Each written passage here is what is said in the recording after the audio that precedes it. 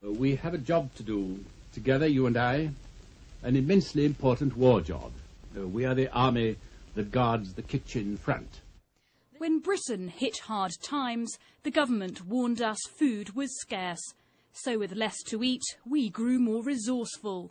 Fast forward to today, and another food crisis threatens.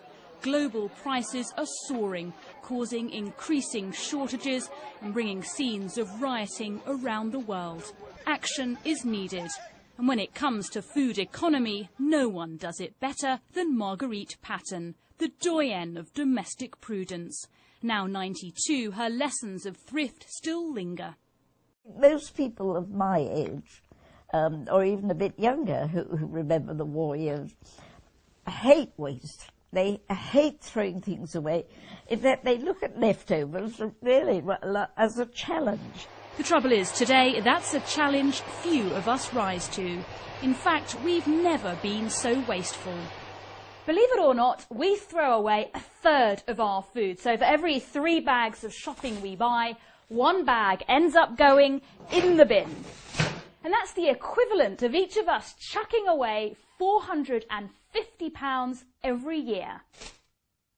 This is where our waste food ends up, dumped in landfill.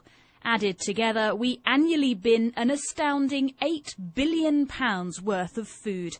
That's enough to fill up Wembley Stadium 8 times over.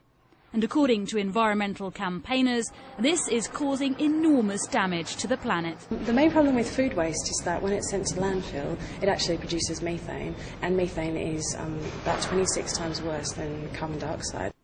As the cost of food increases, so must the efforts to stop our squandering. At this North London restaurant, they design menus to minimise waste.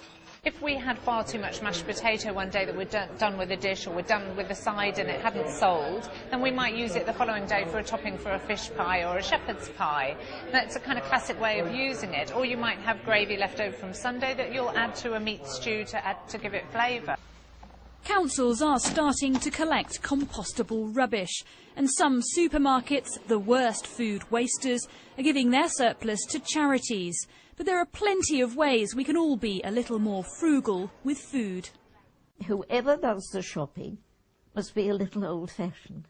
I know it'll take a few minutes, but sit down and say, now what do I want for next week? And then when you go to the supermarkets, head for those things and don't look left or right. The days of rationing may be long over, but food supplies remain a problem, and many feel we should look to the past to help the future. Laura Bundock, Sky News.